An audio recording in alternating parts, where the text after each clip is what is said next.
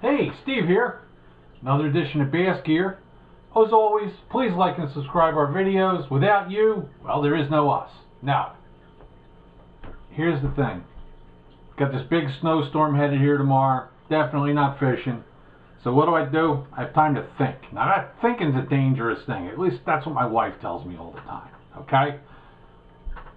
But I want you to think. I want you to think about, especially if you've fished for a while, about baits you used to use and used to catch fish on, and you just don't use them anymore.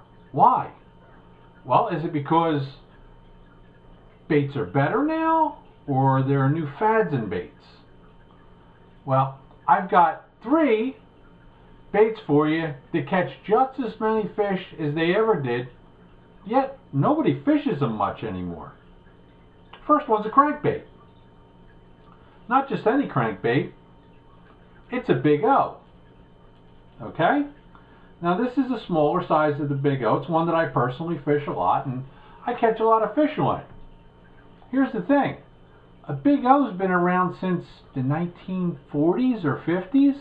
Originally started out as a wood bait. It's a square bill crankbait, just like many other crankbaits that everybody still fishes. It's cheap. You can buy a cotton cordell Big O now for $3. And guess what?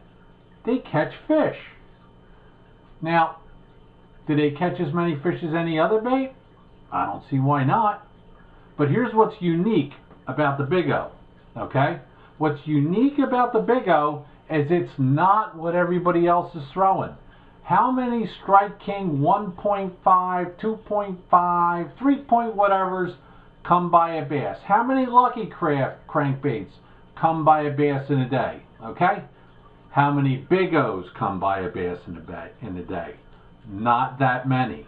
Which means you're showing fish something they haven't seen in a while. Okay? That's number 1. Number 2. This little guy right here. Okay? Zoom Centipede.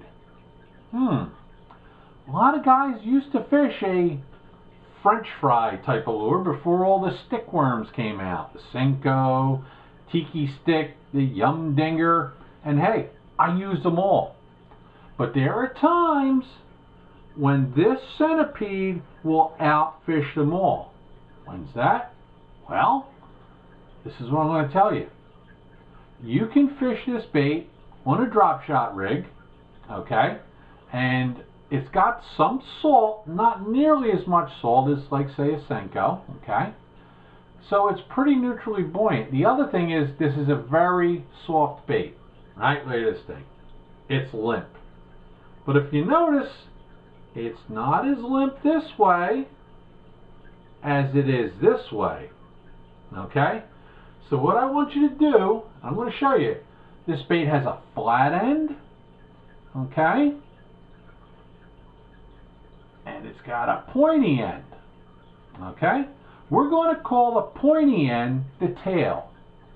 We're going to call the blunt end the head, okay? Also, if you look at this bait, it's got a wide profile on one side, but if you turn it, it's got a much narrower profile. So what I want you to do is I want you to nose hook this on a drop shot, fat side to fat side. Okay? That will be the softest side, or the side that will give you the more action. This will give you more action than most other plastics when you sit there and you shake it real slow on a drop shot.